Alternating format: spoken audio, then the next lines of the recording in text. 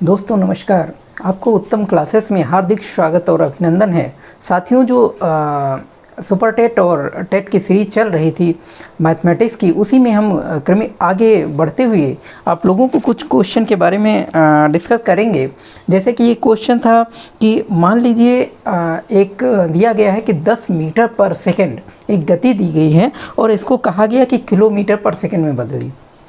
साथियों, इस प्रकार के जब भी क्वेश्चन मिले आपको बताया गया था कि अगर मीटर पर सेकंड को किलोमीटर पर सेकंड में चेंज करना हो और या फिर किलोमीटर को मीटर पर सेकंड में चेंज करना हो तो 18/5 या 5/18 से मल्टीप्लाई करते हैं। क्यों मल्टीप्लाई करते हैं ये आप लोग समझेंगे। जैसे कि मान लीजिए हम जानते हैं कि 1 किलोमीटर बराबर क्या होता है, 1000 मीटर। तो 1 मीटर बराबर क्या होगा, 1 मीटर बराबर होगा 1/1000 किलोमीटर। 1 मीटर बराबर 1/1000 किलोमीटर। इसी प्रकार से 1 सेकेंड अगर 1 घंटे में निकालें तो 60 मिनट होंगे और 60 मिनट को जब हम घंटे में सेकेंड में बदलेंगे तो 60/60 सेकेंड होंगे। इसीलिए आती है 10 मीटर पर सेकेंड। 10 मीटर पर सेकेंड अगर कोई गति है 10 मीटर पर सेकेंड ये आपको ये है और इसको आपको किलोमीटर पर सेकंड में चेंज करना है। तो आप क्या करेंगे कि 10 मीटर पर सेकंड, इसको आपको अगर किलोमीटर पर सेकंड में चेंज करना है तो या तो आप 1 मीटर बराबर क्या होता है आपको अभी पता है, 1 मीटर बराबर 1/1000। तो या तो इसको करें कि 1/1000 से मल्टीप्लाई कर दें ये किलोमीटर, और इसको ये सेकंड है तो इसको घंटे में चेंज करेंगे तो 60 × 60 कर दें, 60 × 60 कर दें। ये भी कर सकते हैं। और या फिर 18/5 से हम क्यों करते हैं, क्योंकि जब इसको सॉल्व करेंगे तो ये कितना आएगा 10 × 36/10 और इसको 5, ये कितना हो गया 18। तो ये 10 × 18/5, देखिए ये 18/5 आ गया। तो अब इससे पता चलता है कि या फिर आप 1000 मतलब 60 × 60 36, या फिर इसको घंटे और किलोमीटर में बना करके आप चेंज करेंगे, या फिर डायरेक्टली आप 18/5 से मल्टीप्लाई कर देंगे। तो सबसे आसान मेथड है कि जब भी मीटर पर सेकंड को अगर किलोमीटर पर घंटे में बदलना है, किलोमीटर पर घंटे में बदलना है तो आपको 10 मीटर पर सेकंड को 10 × 18/5 से आप मल्टीप्लाई कर देंगे और ये किलोमीटर पर घंटे में चेंज हो जाएगा। और जब भी इसका अपोजिट आए कि इसका किलोमीटर पर अगर मान लो 10 किलोमीटर पर घंटा दिया गया होता और कहता कि इसको मीटर पर सेकंड में बदलिए, तो आप इसका अपोजिट मल्टीप्लाई कर देते, यानी कि 5/18 और ये किस में आ जाता मीटर पर सेकंड में। तो इस प्रकार से आप क्वेश्चन को जब भी क्वेश्चन आएगा मीटर पर सेकंड में या किलोमीटर पर सेकंड में, इस प्रकार के क्वेश्चन कई बार आते हैं कि गति दे देते हैं। मान लो 2 ट्रेनों की गति दे दी और कुछ किलोमीटर पर घंटे में दे दिया, और आपको जब सॉल्व करना होता है तो मीटर पर सेकंड में सारी यूनिट लेके चलना होता है, तो अक्सर चेंज करने को आता है। तो ये एक मेथड हम याद रखेंगे कि अगर मीटर पर सेकंड है और किलोमीटर पर सेकंड में बदलना है तो आपको 18/5 से मल्टीप्लाई करना होगा। अगर किलोमीटर पर घंटे में है और मीटर पर सेकंड में बदलना है तो आपको 5/18 से मल्टीप्लाई करना होगा। बिल्कुल सिंपल मेथड है। देखिए दोस्तों, एक क्वेश्चन दे रखा है इन्होंने कि एक त्रिभुज है जिसमें एक कोण 70 डिग्री और दूसरा कोण इन्होंने 60 डिग्री दे दिया गया। देखिए त्रिभुज कैसा है। त्रिभुज ऐसे इन्होंने बनाया है और इस प्रकार से, और बता रहे हैं कि एक एंगल ए है, एंगल बी, एंगल सी और एंगल ए। इस प्रकार से क्वेश्चन दिया गया है और ये दिया गया कि बी 70 डिग्री है। बी कितना है 70 डिग्री है और सी आपका दिया गया है 60 डिग्री। और कहा गया एक त्रिभुज है, आपको दे दिया गया कि एक त्रिभुज जिसमें ए बी सी है और जिसके कोण बी 70 डिग्री और कोण सी 60 डिग्री और कोण ए आपका नहीं पता है। और ये दिया गया कि यदि BC का मध्य बिंदु E है, BC का मध्य बिंदु E है और AB का मध्य बिंदु F है, और AB का मध्य बिंदु कितना है F है, और ये कहा गया कि यदि इनको मिलाने वाली रेखा इस प्रकार से मिला रही है तो बताना है आपको एंगल बी ई, एंगल कितना बताना है, एंगल आपको बताना है हाँ एफ ई बी, कितना बताना है, F E B, F E B, ये आपको फाइंड करना है। Angle F E B, sorry F E B, हाँ ये एफ है, तो इस प्रकार से एफ ई बी आपको निकालना है, ये वाला एंगल निकालना है, ये वाला एंगल। देखिए इस क्वेश्चन को ध्यान से समझेंगे। त्रिभुज दिया गया है और इसमें इस त्रिभुज में आपको ये पता है कि बी और सी का मध्य बिंदु क्या है, ए है, तो मध्य बिंदु ए है, ये दोनों भुजाएं आपस में बराबर होंगी। और ये दिया गया कि ए और बी का मध्य बिंदु एफ है, यानी कि एफ बी और ए ई ए एफ बराबर होगा। देखिए जब भी ऐसा क्वेश्चन आए, आपका दिया गया त्रिभुज है और इसके मध्य बिंदु एफ ए बी और बी सी, किसी त्रिभुज के दो भुजाओं के मध्य बिंदु, हमेशा याद रखिए जब भी कोई त्रिभुज दिया हो और त्रिभुज के दो भुजाओं के मध्य बिंदु दिए हों, तो जो मध्य बिंदु को मिलाने वाली रेखा होती है वो तीसरी भुजा के हमेशा समांतर रेखा होती है।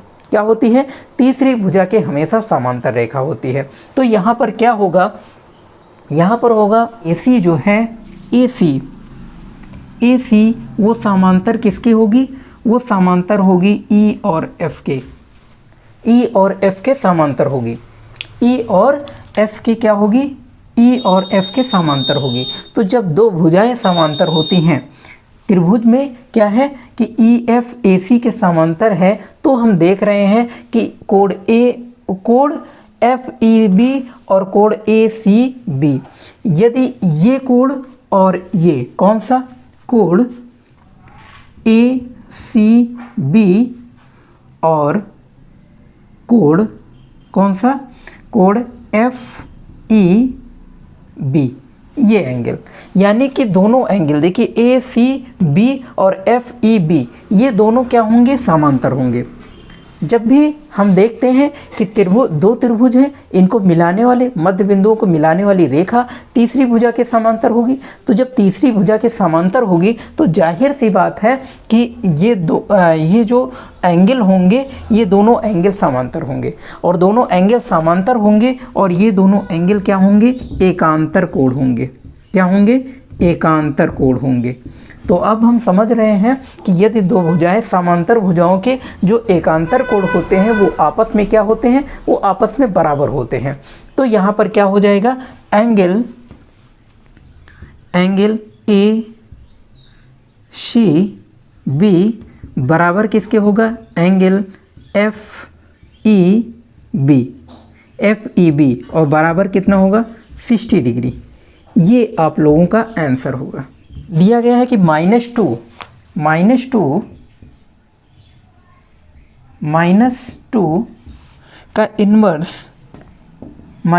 का इन्वर्स और फिर उसका होल इन्वर्स दिया गया है, और फिर ब्रैकेट लगा हुआ है, और फिर इसका इन्वर्स दिया गया है, और फिर बड़ा ब्रैकेट लगा हुआ है, मंझला ब्रैकेट, फिर बड़ा ब्रैकेट और इन्वर्स दिया गया है। और ये कह रहा है कि इसकी वैल्यू कितनी होगी। इन्होंने ऑप्शन दे रखा है, -2, ऑप्शन है -2, और बी ऑप्शन है आप लोगों का, बी ऑप्शन क्या है, देखिए ये ऑप्शन ए है -2, ऑप्शन बी है आपका 2, और ऑप्शन सी है 1, ऑप्शन डी है आपका कितना, 16। ये क्वेश्चन दिया गया। देखिए इसको निकालने के दो मेथड हैं, हम जानते हैं कि किसी भी पावर का इन्वर्स जो होता है, अब इन्वर्स को अगर प्लस के फॉर्म में कन्वर्ट करेंगे तो हम जानते हैं अगर ए इन्वर्स लिखा हो तो इसको हम क्या लिख सकते हैं, 1/a। इस फॉर्म में इसको सरल करके ये क्वेश्चन लगाया जा सकता है। दूसरा मेथड ये है कि अगर ए की पावर m है और फिर पावर होल पावर n है, तो हम जानते हैं कि इसका मल्टीप्लाई क्या होता है, amn, ये होता है, ऐसा होता है। तो हम यहाँ देख रहे हैं कितना पावर है, -2 का इन्वर्स, फिर होल इन्वर्स, फिर ब्रैकेट -1 और फिर ब्रैकेट और फिर इन्वर्स, है ना। तो ऐसे दिया गया है। देखिए जब ऐसा क्वेश्चन होता है तो हम कैसे करेंगे, इस मेथड से हम करने जा रहे हैं। देखो इस मेथड से बहुत आसान हो जाएगा। हम जानते हैं a की पावर m का होल पावर n, इसको लिख सकते हैं mn, ऐसे लिख सकते हैं। तो देखिए इसको हम क्या कर सकते हैं, -2 का -1 -1 और -1 या इन्वर्स इसका मल्टीप्लाई। देखिए -1 का मल्टीप्लाई माइनस क्या होगा, प्लस और माइनस प्लस, तो +1 यानी कि पावर कितना आया, -2 की पावर 1 और ये जो कि क्या हो गया -2, ये आंसर हो गया। तो इस प्रकार से लग जाएगा। और इसको और भी सरल और दूसरे मेथड से अगर लगाएंगे थोड़ा सा लेंथी होगा, और इसको हम लिख सकते हैं -2 का जो इन्वर्स है इसे 1/2 का इन्वर्स लिख सकते हैं, इसे 1/2 का इन्वर्स लिख सकते हैं। और फिर हम क्या करेंगे, ये हो जाएगा और फिर -1 और फिर होल -1। तो इसको और सरल करेंगे तो ये फिर क्या हो जाएगा, -2 और ये कितना हो जाएगा, -2 का -2, ये जब इन्वर्स हटाएंगे तो -2 हो जाएगा, और ये आपका क्या हो जाएगा, -1 और फिर बड़े ब्रैकेट में -1। तो इसे और सॉल्व करेंगे तो लिख सकते हैं आपका कितना, 1/2 माइनस में और फिर बड़े ब्रैकेट में -1 और इसे फिर -2 लिख सकते हैं, जो कि -2 आंसर हो जाएगा। तो ये मेथड भी से आसान है, ये मेथड थोड़ा ज़्यादा इजी पड़ेगा। आप लोग कोई भी मेथड अप्लाई कर सकते हैं। दिया गया है एक घनाभ है, दिया गया है एक घनाभ कि 3 संलग्न फलकों का क्षेत्रफल a क्रमशः a metre square, b metre square और c मीटर स्क्वायर है, तो इसका आयतन होगा। साथियों देखिए प्रश्न ये आप लोगों के सामने है कि लोगों के समझ है कि यदि किसी घनाभ की 3 संलग्न फलकों का क्षेत्रफल क्रमशः a metre square, b metre square, c metre square है, तो आयतन ज्ञात कीजिए। देखिए एक घनाभ है, घनाभ यानी कि आप किसी आयत की तुलना कर सकते हैं, जो आयताकार मतलब डिब्बा होता है, या जैसे माचिस का डिब्बा है, वो भी एक घनाभ है। तो इस प्रकार से बहुत सारे एग्जाम्पल हैं। ये मान लीजिए एक घनाभ है, ये मान लेते हैं हम घनाभ है।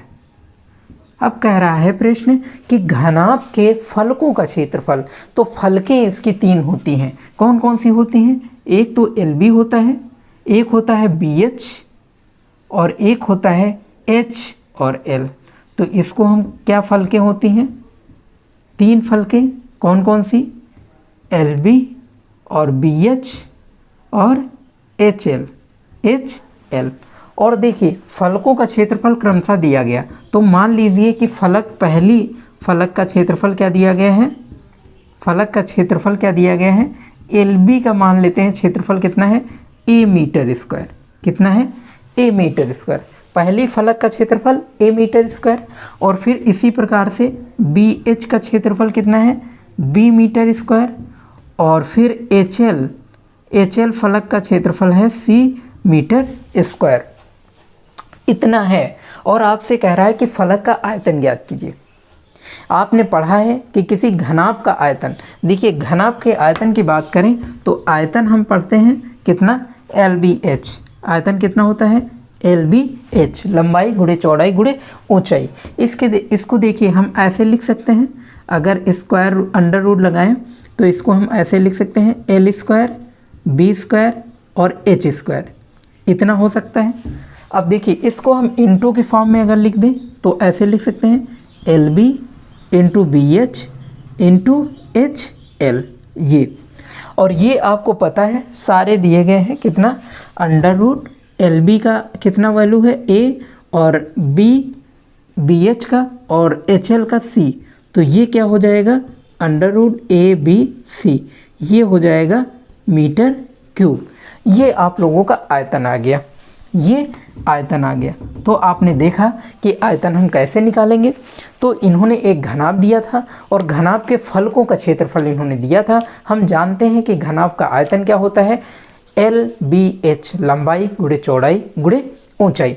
हमने क्या किया कि आयतन को स्क्वायर रूट में चेंज किया और स्क्वायर रूट में चेंज करके हमने फलक LB और BH और HL के फॉर्म में 3 फलकें थी और तीनों का फलक का क्षेत्रफल रख देते हैं, वैल्यू पुट कर देते हैं और आंसर आ जाता है √ABC। तो इस प्रकार से हम क्वेश्चन को सॉल्व कर लेंगे।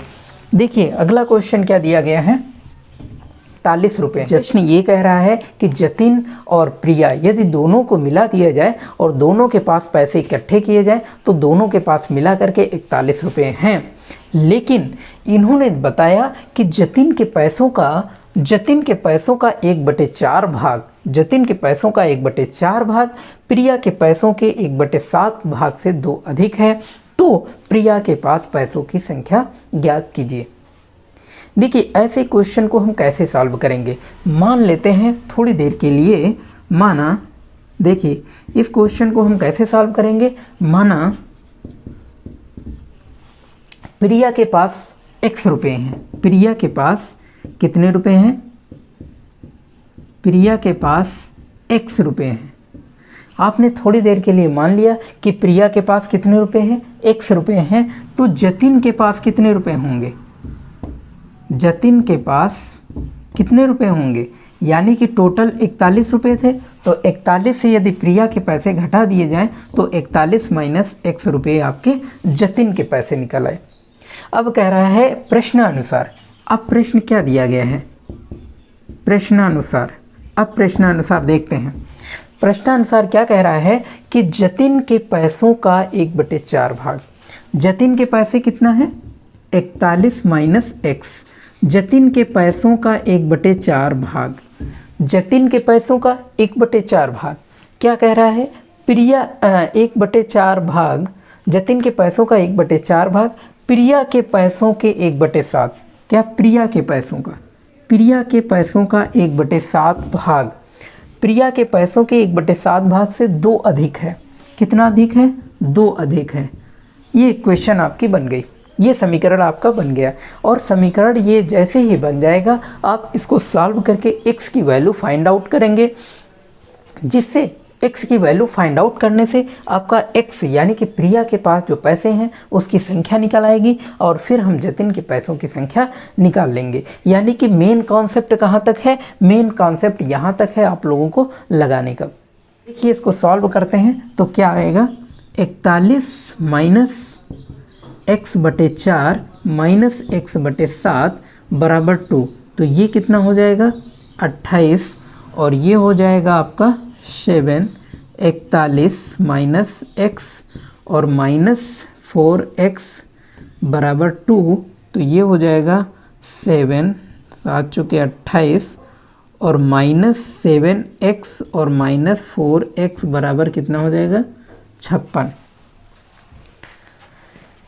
इस प्रकार से, और ये हो जाएगा माइनस का 11x और बराबर 56 माइनस 287। अब इसको हम और सॉल्व करते हैं तो कितना आएगा, 7 से 6 गया 1 और ये 3 और ये 2, यानी कि ये आ गया माइनस। तो माइनस से माइनस कैंसिल हो गया और ये कितना हो गया, x बराबर 231/11। तो ये कितना हो जाएगा, 11 2 ज़ा 22 और 11 1 ज़ा 11, x बराबर कितना आ गया 21। यानी कि प्रिया के पास कितने पैसे हैं 21, यानी कि 21 रुपये हैं।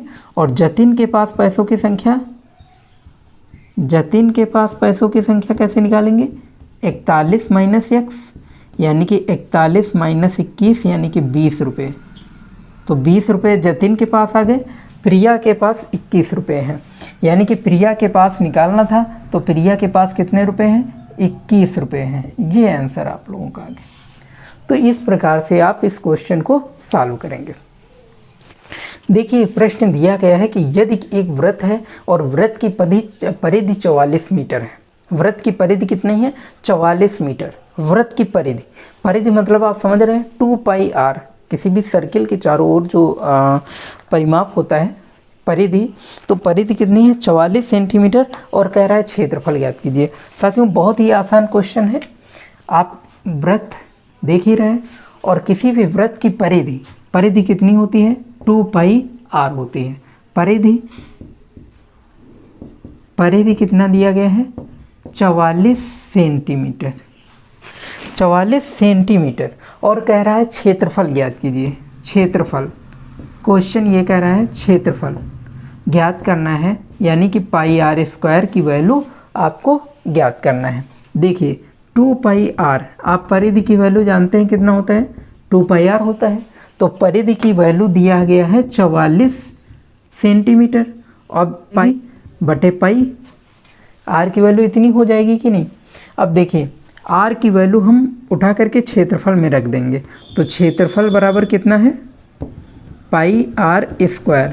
अब देखिए पाई और r 22/पाई का होल स्क्वायर, तो ये हो जाएगा पाई और ये कितना हो जाएगा 22 गुणे 22 और बटे पाई गुणे पाई। तो देखिए पाई से पाई कैंसिल हो जाएगा और इसकी वैल्यू क्या होती है 22/7 पाई की, तो पाई की वैल्यू रख देंगे 22 × 22 और बटे 22 गुणे 7 ऊपर चला जाएगा, 22 से 22 कैंसिल हो जाएगा और ये आ जाएगा 7 दूनी 14, 7 दूनी 14 1 15, ये आ जाएगा इतने सेंटीमीटर स्क्वायर, 154 सेंटीमीटर स्क्वायर जो कि क्षेत्रफल हो गया। प्रश्न ये कह रहा है कि यदि दो अंकों का योग, एक संख्या है जिसके दो अंकों का योग 7 है। देखिए इस प्रकार के क्वेश्चन दो मेथड से करते हैं। अगर हम संख्या मान लें AB मान लें अगर, तो संख्या हम थोड़ी देर के लिए मान लेते हैं कि दोनों अंकों का योग कितना है 7 है। और फिर कह रहा है यदि एक संख्या मान ले A और प्लस B, मान लेते हैं एक संख्या AB है जिसके अंकों का योग, एक संख्या AB है और इसके अंकों का योग कितना है, अंकों का योग 7 है। और कह रहा है यदि संख्या में 27 जोड़ दिया जाए, तो संख्या को अगर हम लिखेंगे तो 10A + B और इसमें क्या लिखेंगे 27 जोड़ दिया जाए, तो अंकों का क्रम उलट जाता है। यानी कि अंकों का क्रम कैसे हो जाता है 10B + A और ये हो जाता है, अंकों का क्रम उलट जाता है। तो देखिए एक इक्वेशन ये मान लेंगे और एक इक्वेशन ये मान लेंगे, यानी कि 10B इधर आएगा तो 9A - 9B और प्लस 27 बराबर 0, यानी कि 9A - 9B = -27 और A - B = -3। तो एक इक्वेशन ये आएगी, ये बन जाएगी दूसरी इक्वेशन। दोनों इक्वेशन को सॉल्व करेंगे। देखिए A + B = 7, A - B = -3 और ये आपका आ जाएगा जब प्लस माइनस होगा तो A बराबर कितना आ जाएगा 4 और A बराबर हो जाएगा 2, A बराबर 2। अब A की वैल्यू हम किसी इक्वेशन में रख देंगे, मान लो इसमें रख दिए, तो यहाँ से B की वैल्यू कितनी आ जाएगी, यहाँ से A + B बराबर 7 है, A की वैल्यू आपने 2 रखी तो B बराबर 7 और B बराबर 7 - 2, यानी कि B बराबर हो जाएगा 5। तो A की वैल्यू 2 और B की वैल्यू 5, यानी कि संख्या आ गई, कितनी आ गई संख्या आ गई आपकी AB आपने संख्या मानी थी और 2B कितना हो गया 25 आंसर आ गया। तो इस प्रकार से ये संख्या सॉल्व कर लेते हैं। देखिए एक तो ये मेथड हो गया, जो थोड़ा सा सिस्टम के अकॉर्डिंग चलना है आप लोगों को, और ये थोड़ा सा टाइम टेकिंग है। लेकिन जो दूसरा मेथड आपको बताने जा रहे हैं थोड़ा सा इजी है। आप कह रहा है दो अंकों का योग 7 है। आप कोई संख्या चॉइस कर लीजिए। आपने पहला मान लेते हैं 16, इसका भी एलसीएम इसका भी योग कितना है 7 है। एक संख्या ये मान लेते हैं 2 और 5, एक संख्या ये मान लेते हैं 3 4 और एक संख्या ये मान लेते हैं 4 3 और एक संख्या ये मान लेते हैं 5 2 और एक संख्या ये मान लेते हैं 6 1। इस प्रकार से ये संख्याएं निकली आपकी जिनके संख्याओं का योग कितना है 7 है। लेकिन जब अंक जोड़ दिया जाता है तो कितना जोड़ दिया जाता है 27 जोड़ दिया जाता है तो अंकों का स्थान पलट जाता है। हम ऐसे ही जोड़ लेते हैं तो ये कितना हो जाएगा 4 1 5, संख्या चेंज हो गई। लेकिन यहाँ पर जैसे जोड़ते हैं आप लोग ऐसे ही जोड़ लेंगे तो यहाँ पर कितना हो जाएगा 52। देखिए यहाँ 25 था, यहाँ 52 है, यानी कि यहीं पर आपका आंसर मिल गया, आगे जाने की ज़रूरत आपको नहीं है। तो बिल्कुल सिंपल सा क्वेश्चन था, हम ऐसे ही सॉल्व कर लेंगे और ये हम आंसर बता देंगे कि कितना है, ये है, यानी कि 25, संख्या कितनी है 25 है। तो देखिए सबसे आसान मेथड है, आप संख्या चॉइस करिए, उसमें संख्या ऐड करिए और देखिए क्रम उलट रहा है कि नहीं उलट रहा है। आपने देखा कि संख्या का क्रम बदल जाता है, तो बिल्कुल आसान मेथड है। आप देखिए प्रश्न ये दिया गया है 1715.271 ये प्रश्न दिया गया 1715.271 और संख्या दी गई है और इस संख्या में 7 के स्थानीय मानों का अंतर ज्ञात करना, आपको अंतर आपको पता करना है। देखिए इसमें 7 आपको 2 स्थानों पर नज़र आ रहे हैं। ये संख्या है आपकी 15.271। देखिए इसमें दोनों का स्थानीय मान निकालेंगे हम। पहले 7 का स्थानीय मान निकालेंगे तो कैसे 7 इंटू ये किस स्थान पर है 0.01 इस स्थान पर है, तो इसका स्थानीय मान कितना हो जाएगा 0.07 ये हो गया। और इसका इस 7 का स्थानीय मान कितना है 7 इंटू 100 है ना, 100 के स्थान पर है, तो इसका स्थानीय मान क्या हो जाएगा 700। अब कह रहा है अंतर, तो अंतर क्या हो जाएगा, अंतर हो जाएगा 700 माइनस 0.07। तो इसको हम कैसे माइनस करेंगे 700.00 और 0.7 और इसको आप माइनस कर लेंगे तो ये कितना आएगा 3, ये हो जाएगा 9, ये हो जाएगा 996, ये इतना हो जाएगा आपका आंसर। तो कितना हो गया 699.93, ये आपका आंसर हो गया।